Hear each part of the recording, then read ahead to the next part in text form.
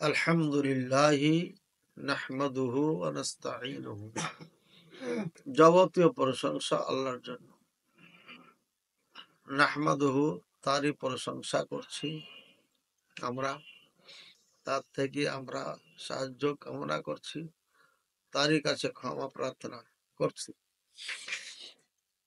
আল্লাহর নিকটে আমরা আশ্রয় চাই আমাদের আত্মার অনিষ্ট থেকে। বুঝছো কথা? কার অর্থ কোনটা হচ্ছে? আমি সাইয়াতি আমালিনা, আমাদের খারাপ আমল সমূহ থেকে।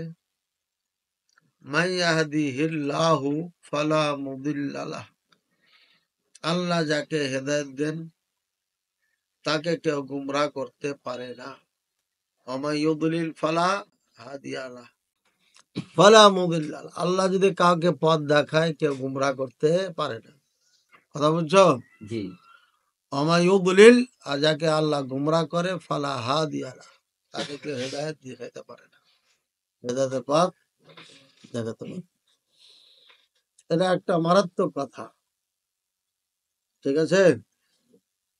যে হেদায়েতের মালিক কেটা? গুমরাহ করার মালিক কেটা?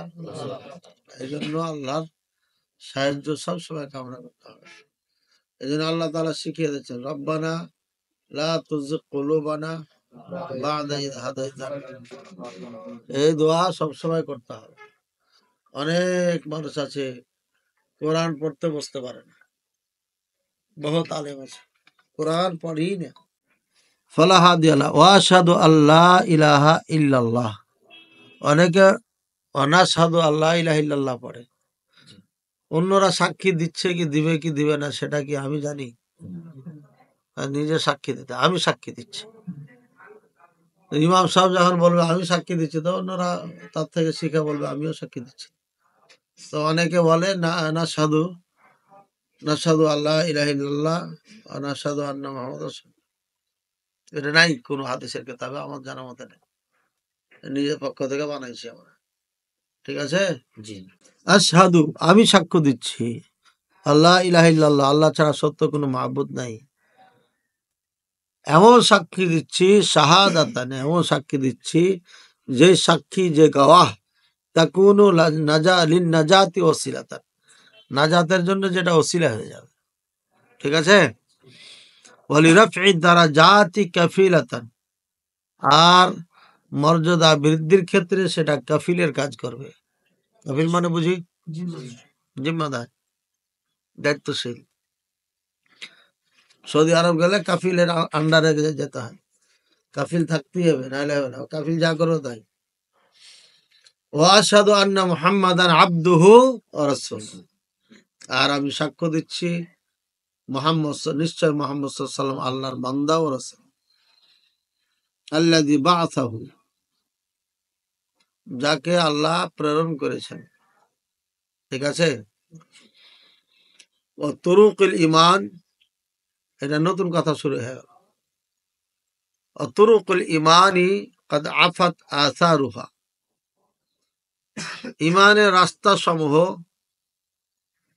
তার আসার গুলো, চিহ্ন গুলো নিভিয়ে গেছে, নিভিয়ে যাওয়ার মতো, মানে ইন্দারাসাত, মানে যেগুলো মিটমিটা হয়ে গেছে, মানে মিছে মিছে মিশে গেছে, মিছা। তুমি যখন ধুলা বালিতে হেঁটে যাও তখন একটা দাগ পড়ে পায়ে, আবার যদি ওখান দিয়ে গরু বাছুর চলে যায় তখন তোমার দাগটা মিশে যায়, ঠিক আছে? তো ইমানের যে রাস্তাগুলো আছে, এর আসার গুলো, চিহ্ন গুলো মিশে গেছে। খাবাত আনোয়ারোহা, আর আলো নিভিয়ে গেছে, নিভিয়ে, আলো নাই, ঠিক আছে? ওহানাত আরকানুহা, আর তুরুকুল ইমানের আরকান গুলো সব দুর্বল হয়ে গেছে। ও জুহিলা মাকানুহা, এবং তুরুকুল ইমানের রাস্তাগুলো, স্থান অজ্ঞাত হয়ে গেছে। কথা বলছি? এখানে কি বুঝলা কও? আফাত আসারুহা দিয়ে কি বুঝেছেন? ইমান যে রাসূলুল্লাহ ছিল সেটা নিভে গেছে। একজন কয় একজন ইমানের রাস্তাগুলো নিদর্শনগুলো নেমে গেছে এবং তার যে ইমানের যে বাতিগুলো ছিল সেগুলো সেটা তো উরুবাদ করছো, কি বুঝলে এটা কি বুঝা গেল? রাসূল সাল্লাল্লাহু আলাইহি ওয়াসাল্লাম যখন আল্লাহ যখন রাসূল সাল্লাল্লাহু আলাইহি ওয়াসাল্লামকে পৃথিবীটা বানাতে রাসূল তখন পৃথিবীটা জাহিলি যুগের মধ্যে ছিল। আল্লাহ সুবহানাহু ওয়া তাআলা যখন রাসূল সাল্লাল্লাহু আলাইহি সাল্লামকে পৃথিবীতে পাঠিয়েছিলেন তখন ইসলামের অবস্থা মানে এরকম ছিল যে তার চিহ্নগুলো নিভে গেছে। তার ক্বাবলা আল ইসলাম, ক্বাবলা বিআসাতিন নবী সাল্লাল্লাহু আলাইহি সাল্লাম ইমানের রাস্তা ছিল না, আলো ছিল না। ওয়াহানাত আরকানুহা, আর এগুলো যা ছিল সব দুর্বল হয়ে গেছিল। মুশরিকরা আল্লাহকে মানত, ওরা ইসলাম মানত, ইব্রাহিম আলাইহিস সালামের ধর্মের উপরে ছিল তারা, সুতরাং তারাও ইসলামের উপর ছিল। ইহুদি খ্রিস্টান সবাই, সবাই ধর্ম কিন্তু একটাই, কি? ইসলাম। পরে যায় আর ইহুদি হয়ে যায়, খ্রিস্টান হয়ে যায় এবং মুশরিক হয়ে যায়। সুতরাং নাম ছিল এদের ঠিকই, কিন্তু ইমান, ইমানের আলো, ইমানের আপনার রুকুন, স্তম্ভ, ভিত্তি এগুলো ছিল না, একদম নিশ্চিন্ন হয়ে গেছে। যেমন হিন্দুদের মাঝে এখন নাই, বুঝি না এগুলা কি জিনিস। ওরা মনে করে নিজেরা তৈরি করে পূজা করলে এটাই ধর্ম, ধর্ম মানে এটাই, ধর্ম মানে এটাই, এই বুঝে। ঠিক আছে। ফাসাইয়াদা সালাওয়াতুল্লাহি আলাইহি ওয়া সালামুহু, ফাসাইয়াদা আই রাফা ওয়া আযহারা ওয়া আরফা, উঁচু করলেন, স্পষ্ট করলেন আল্লাহ রাসূল সাল্লাল্লাহু আলাইহি সাল্লাম মিন মাআলিমিহা মা আফা, তার সকল নিদর্শনগুলো যা হারিয়ে গিয়েছিল, যা কি হয়ে গেছিল, হারিয়ে গেছিল। আল্লাহু আকবার। অর্থাৎ তুরুকুল ইমান যেভাবে তার চিহ্ন নিচ্ছিন্ন হয়ে গিয়েছিল, আলোহীন হয়ে গিয়েছিল, দুর্বল হয়ে গিয়েছিল, হ্যাঁ, ইমান কোথার থেকে পাবো সেটাও হারিয়ে গেছিল, অজ্ঞাত হয়ে গেছিল, এই সবগুলোকে রাসূলুল্লাহ সাল্লাল্লাহু আলাইহি ওয়াসাল্লাম আবার প্রকাশ করলেন। নতুন কিছু না, যা ছিল আগে তাই। ইব্রাহিম আলাইহিস সালাম যা করছিলেন সেটাই পুনরাবৃত্তি করলেন, পুনর্জাগরণ করলেন। ও সাফা মিনাল আলিলি, আলিল মানে রোগ ব্যাধির থেকে সুস্থ আরোগ্য লাভ করা, মানে শিরকের খোরাফাতের যে রোগে আক্রান্ত ছিল সেটা দূর করলেন। ফি তাইদি কালিমাতিত তাওহীদি মান কানা আলা শাফা, কালিমাতুত তাওহীদের আপনার মাধ্যমে যারা জাহান্নামের একদম কিনারায় ছিলেন, জাহান্নামের একদম কিনারায় ছিলেন, মান কানা আলা শাফা আই খালাসা মান কানা করিবান মিনাল উকুফি হুফরাতিল জাহিম, ইশারা ইলা ওয়া কুনতুম আলা শাফা হুফরাতিন মিনান নার ফাআনকাযাকুম মিনহা। আলে ইমরান 130 নম্বর আয়াত, 3 নম্বর 103 নম্বর আয়াত। ওয়া কুনতুম আলা শাফা হুফরাতিন মিনান নার, তোমরা জাহান্নামের একদম দ্বার প্রান্তে ছিলা, ফাআনকাযাকুম মিনহা, আল্লাহ তাআলা তার থেকে তোমাদেরকে বাঁচাইয়া দিয়েছেন। ঠিক আছে। ফি তাইদি কালিমাতিত তাওহীদ, কালিমাতুত তাওহীদকে অটুট করার জন্য, মজবুত করার জন্য, সব অসুখ দূর করে, মানে যখন অসুখ শিরক দূর হয়ে যাবে তখন তাওহীদ অটোমেটিক কি হবে, শক্তিশালী হবে না। তো সুতরাং তাদের থেকে শিরককে দূর করা হবে। এই জন্য প্রথম ইসলামের দাওয়াত দিতে হবে শিরকে, তাওহীদের, এক কথা লা ইলাহা ইল্লাল্লাহ। সমস্ত নবীগণ দাওয়াত দিয়েছে লা ইলাহা ইল্লাল্লাহ। যতগুলো পৃথিবীতে নবী এসেছেন সবার একটাই দাওয়াত ছিল লা ইলাহা ইল্লাল্লাহ, আল্লাহ ছাড়া সত্য কোনো মাবুদ নাই। মান কানা আলা শাফা শাফা, যারা জাহান্নামের দ্বার প্রান্তে ছিল, এদেরকে অসুস্থ থেকে দূরভীত করে, মুক্ত করে, কালিমাত তাওহীদের দৃঢ়তা বাস্তবায়ন করা হয়। ওয়াউদাহা সাবিলাল হিদায়াহ, আর হেদায়াতের রাস্তাকে স্পষ্ট করে দেন। লিমান আরাদা, যে চাই তার জন্য, আইয়াসলুকাহা, ওই রাস্তা ধরে চলতে, যারা চলতে চায় তাদের জন্য স্পষ্ট করে দেন। কথা বুঝছো? জি যারা তালেবে আলেম, তাদের জন্য ওস্তাদেরা সবসময় পথ দেখায়, এবং সে পথ অনুযায়ী চলে তো সফলতা অর্জন হয়। আর যদি কয় যে না, এখন তো হুজুর নাই রে, ক্যামেরা তো নাই আমাদের রুমে, হবে না, কাম হবে না, 1 সেকেন্ড ব্যয় করা যাবে না। 4টা বছর কষ্ট করলে সারা জীবন সুখে থাকবে। কথা বুঝছো? আমি 4.5 বছর কষ্ট করেছি, 4.5 বছর। অত সরে যাবি পর্যন্ত দুনিয়ার কিচ্ছু জানতাম না, কোথায় কি ঘটছে না ঘটছে জানতাম না। কথা বুঝছো? মাথা নিচে করে যেতাম, পড়তাম, খালি পড়া, খালি পড়া, খালি পড়া, খালি পড়া। জীবনে কোনোদিন বাজারে দাঁড়াইনি। যখন কিছু কিনতাম তখন বলতাম যে ওস্তাদ আজকে তেল কিনবো, আজকে সাবান কিনবো, অনুমতি নিয়ে নিতাম। আমরা এইভাবে আনুগত্য করেছি ওস্তাদের।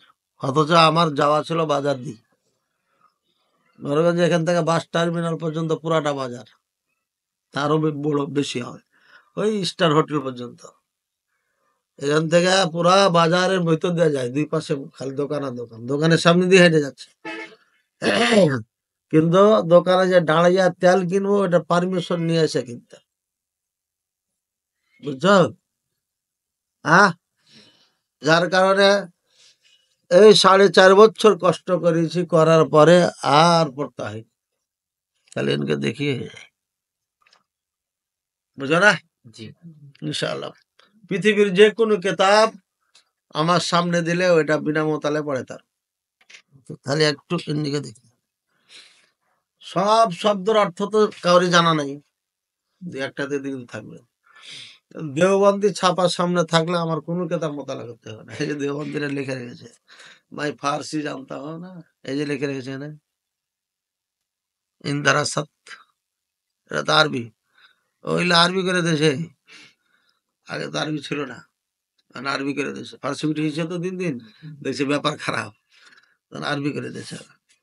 তো ঘটনা হচ্ছে যে বুখারি খুলবে এভাবে, দেখবে যে ফার্সিতে লেখা আছে সাইডে, সাইডে সব আছে। আর যেটা আমাদের না, ওদের কথা, ওটা তো মুই জানুন, এগুলা তো বাহাস মোনাজারা করার জন্য আগেই লেখাপড়া করা আছে, এই জন্য আর মতলব, বুঝেছো কথা? জি হ্যাঁ, তো এই জন্য এখানে মিজান হেদাত নাহ, নাকি নাহবিমের হেদাত নাহ, আরে কাফিয়া তোমাদের মেশকাতের বছর মোস্তালাউল হাদিস আছে, হাদিসের শুরু, বাস এটি ডান জি ছাড়া পড়তে হয়, তাহলে সারা জীবন রাজ করতে হবে। দেওবন্দে বই কিনতে গেলাম 2 দিন না 3 দিন আগে, যে আমি যখন বের হই তখন ওস্তাদ বললো, मुखरस তুমি দেওবন্দে পরীক্ষা अटेंड करियो। हम हजरात कैसे अटेंड करूंगा, मैं तो पढ़ा ही नहीं, सोचा भी नहीं, तो আমি কিভাবে अटेंड করবো, আমি তো পড়িও নি, চিন্তাও করি। मैं सोच रहा हूँ कि हापुड़ में 1 साल पढ़ेंगे, फिर वहां चलेंगे, 1 বছর পড়ে ওখানে যাবো, ঠিক আছে? জি तो नहीं, शिरकत करना हो जाएगा इंशाल्लाह, বুঝছো কথা? বুঝতে বোঝো না? জি কি বললাম? চেষ্টা করা হয়ে যাবে। অংশগ্রহণ, শিরকাত মানে অংশগ্রহণ করলো, শরিক করা, কই বুঝলে তাহলে? তো ঠিক है, গেলাম, বই কিনতে গেছিলাম, বইটা কিনছি কিনা 100 টাকা রেখেছি ট্রেন ভাড়া দেওয়ার জন্য, 30 টাকা ভাড়া, আর বাকিটা থাকবে রাস্তা রাস্তা খাওয়া দাওয়া আছে। এরপরে সাথীদের সঙ্গে দেখা করতে গেলাম, 73 জন পরীক্ষা অ্যাটেন্ড করেছে আমার ক্লাসমেট, বুঝছো কথা? জি এরপরে গেলাম, যার পরে কি করি, সবাই যার সাথে দেখা করি সেই বলে পরীক্ষা দিতে, বাংলাদেশি যারা আছে। দেয়া একজন বলল যে আমি খানা পাক শাক করে দিব, আপনি খাইবেন আর পড়বেন, আর কিছু না। তখন চিন্তা করলাম যে এত বড় অফার যদি হাত ছাড়া করি তাহলে হলো, লাআল্লা ফি খায়র। এরপরে বললাম যে আচ্ছা ঠিক আছে, তাহলে দেন, বই দেন আমাকে। বই দিয়া প্রত্যেকটা বইয়ের 100 পৃষ্ঠা করে খালি ভাই দেখলাম, ঠিক আছে 100 পৃষ্ঠা করে। এরপর পরীক্ষা দিলাম, হয়ে গেল 73 জনের 3 জন হয়েছে, ওই 3 জনের একজন আমি। আর ওরা সারা বছর পড়েছে, সারা জীবন। অন্যান্য মাদ্রাসা থেকে উদ্বুদ্ধ করে দেওবন্দে ভর্তি হওয়ার জন্য, মানে দেওবন্দে যতজন চান্স পাবে, যেমন মদিনার জন্য পাগল আমরা, দেওবন্দে ভর্তি হওয়ার জন্য অন্যান্য মাদ্রাসারা পাগল। যত চান্স পাবে মানে এই মাদ্রাসা পাবে, কথা বুঝো না? এরপরে চিন্তা করলাম মদিনা বিশ্ববিদ্যালয়ে যেতে পারবো কিনা, ওখানে হওয়ার জন্য কেমন ছাত্র হইতে হবে। হ্যাঁ, তাহলে দেওবন্দে আবার পরীক্ষা দেবো না পড়ে। তো না পড়ে পরীক্ষা দিলাম, নাম ঠিকানা চেঞ্জ করে। দেখলাম যে রেজাল্ট আরো ভালো হয়েছে, বুঝছে কথা? এভাবে পরীক্ষা করে নিয়েছে আগে যে মদিনা যেতে পারবো কিনা। এখানে আসার পরে অসুখ হয়ে গেলাম, যেদিন 3টা পরীক্ষা। ক্লাস করে সারাদিন শুয়ে আছি, সারাদিন শুয়ে আছি, রাতে শুয়ে আছি। এশার আজান যখন দিল তখন আব্দুল আজিজ নামে ক্লাসমেট, আপনার বাড়ি হলো বারমা, কক্সবাজারে থাকে এখন, বাড়ি ঘর করে, বলছে দোস্ত এ তো পড়া বুঝি না, এটা বুঝিয়ে দেন তো। সেটা তাওয়াসসুল, এটা আছে ওটা, তাওয়াসসুলের মাসালা। ওরা 3-4 জন না 5 জন বলে দিলাম। তো আমি তো বললাম যে বইটা দিয়ে যাও, বইটা দিয়ে ওরা নামাজে গেল, আর আমি শুয়ে শুয়ে দেখলাম, দেখি সবই তো সহজ রে, কেন বুঝে না। পরে আর আগে বুঝাই দিলাম। 10টা বাজলো, শুয়ে গেল, আমিও শুয়ে আছি। চিন্তা করলাম সারা জীবন যাদেরকে বলে দিলাম ওরা মদিনায় যাবে, আর আমি শুয়ে থাকবো, এটা হলো। এই উঠে এলাম, ওটা দরজাটা হালকা একটু ই করলাম, বাইরে থেকে আলো আসছে, পড়ছি, মজা পাই না। তার ল্যাপটপ থুয়া সিঁড়ির নিচে সারা রাত পড়লাম, পরীক্ষা দিলাম, মাথা টন টন ভন করছে। কেবল শুয়েছি, ডাক দিয়েছে, ডাকছে। 42 জন টিকছে। কতজন? 113 জন থেকে 42 জন, তার মধ্যে মুই আছি। এবার গেলাম মোকাবেলা সাকসিয়ায়, ছাঁটাই বাছাই করে টিকলো 20 জন। 20 জনের মধ্যে স্পেশাল আবার মোকাবেলা সাকসিয়া হলো। হ্যাঁ, প্রশ্ন টশ্ন করতে লাগলো, উত্তর টত্তর দিলাম, চলে গেলাম। হ্যাঁ, সে বছর 12 জনকে নিয়েছিল বাংলাদেশ থেকে। এই হলো পড়া, পরিশ্রম করো, মাত্র 4 বছর। আল মাহাদুল হারাম, মাহাদুল হারামাইন আল খাইরিয়া। বুঝছো কথা? হ্যাঁ, পরিশ্রম কর, 4 বছর। মদিনা হোক আর না হোক, এলেমের ময়দানে রাজত্ব করতে পারবে। কথা বুঝো না? বুঝছো তো? এখন তো মদিনার পড়া পড়াচ্ছি আমরা, মদিনার পড়া পড়াচ্ছি। মদিনার একটা বরকত আছে, এটা ঠিক। মদিনার একটা কি আছে? বরকত আছে, নিঃসন্দেহে। যেতে পারলে তো আর হাত ছাড়া করা যাবে না। কিন্তু মদিনার পড়া এখন বাংলাদেশে আমরা পড়াচ্ছি প্রত্যেকটি মাদ্রাসাতে, যার কারণে এবারতের উপরে যোগ্যতা অর্জন করতে পারলে তোমার জন্য সহজ হয়ে যায়। ভালো ভালো টিচারের বেতন এখন কম, এবং বাংলাদেশের বড় বড় মাদ্রাসা যত প্রিন্সিপাল আছে এরা মাদানি না নন মাদানি? বেশিরভাগ নন মাদানি, কথা বুঝছো? বেশিরভাগ। আমি প্রিন্সিপাল হইতাম খালি দেওবন্দে লেগে, দেওবন্দে পড়ার জন্য, মদিনার জন্য না, কথা বুঝছো না? আমি যেখানে যাই প্রিন্সিপাল হয়, কারণ হচ্ছে মদিনায় পড়া না, দেওবন্দে পড়ার জন্য। কেতাবি যোগ্যতা একটা, আর আরবি টারবি বলা বলি এটা আরেকটা। ওয়াউদাহা সাবিলাল হিদায়াহ লিমান আরাদা ইয়াসলুকাহা ওয়াযহারা কুনুজাস সাআদা। এবং ভাগ্যর কুনুজ আপনার ভান্ডার প্রকাশ করে দিলেন। লিমান কাসাদা ইয়ামলিকাহা, যে চাইবে তার রাজত্ব করতে বা মালিক হইতে। ইয়ামলিকাহা মানে মালিক হইতে। খাজানা খুলে দিলাম, এখন যে জানিবে না। এলেমের দরবার খোলা এখানে, যে যত পারবে নিয়ে নাও। যে যত কম নিবা সারা জীবন কমের উপরই থাকতে হবে। বুঝেছো কথা? সময়ের মূল্যায়ন করো। এখন ভালো যদি হতে পারো তাহলে সারা জীবন ভালো। এই 4 বছরের কষ্টের বিনিময়ে তুমি সারা জীবন রাজত্ব করবে, ভালো বেতনে চাকরি করবে। আর এখন যদি অলসরা করে ধাই মাই করে চালাও তাহলে সাই মাই করে চলবে। আল্লাহ সহজ করুন।